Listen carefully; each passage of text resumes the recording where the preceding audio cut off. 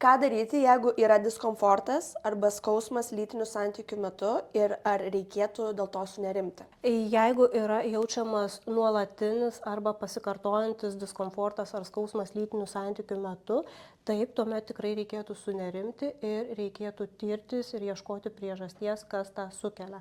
Retai, kartais jaučiamas diskomfortas ar skausmingumas galėtų būti ir norma.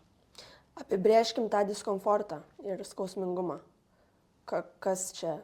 Galėtų būti įsiskverbimo skausmas, diskomfortas, galėtų būti lytinio akto metu pilvo apačioje jaučiamas diskomfortas, galėtų būti jaučiamas skausmas priklausomai nuo pozos, skirtingi atvejai. O jeigu skausmas yra po lytinių santykių? Jeigu po lytinio akto jums paskauda pilvo apačią ir tie lytiniai santykiai jie buvo labai audringi, tai galėtų šiek tiek pamausti vien dėl to, kad įsivaizduojat, makšties galas yra, tarkim, kaip ta stiklinė ir dugne tenai yra gimdos kaklelis. Gimdos kaklelis yra sujungtas su gimda, su kiaušidėm. Tai viskas yra stumiama, taip aš grubiai sakau, link bambos, link skrandžio.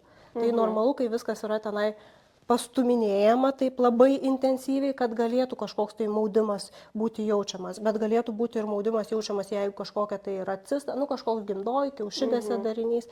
O tai gal normalu, jeigu skauda po lytinio akto, jeigu, pavyzdžiui, buvo didelis daiktas? Normalu? Galėtų būti normalu. Nereikia įtikrintis. Nebūtinai. Kaip tik reikia plotą, ne, tikrai nebūtinai, bet jeigu pastoviai tas yra jaučiama, tai tada reikėtų vienas dalykas pagalvoti pačiai, su kuom tai galėtų susiję būti, jeigu nepritempiam prie kažko tai tada gal ateiti pasitarti su specialistu.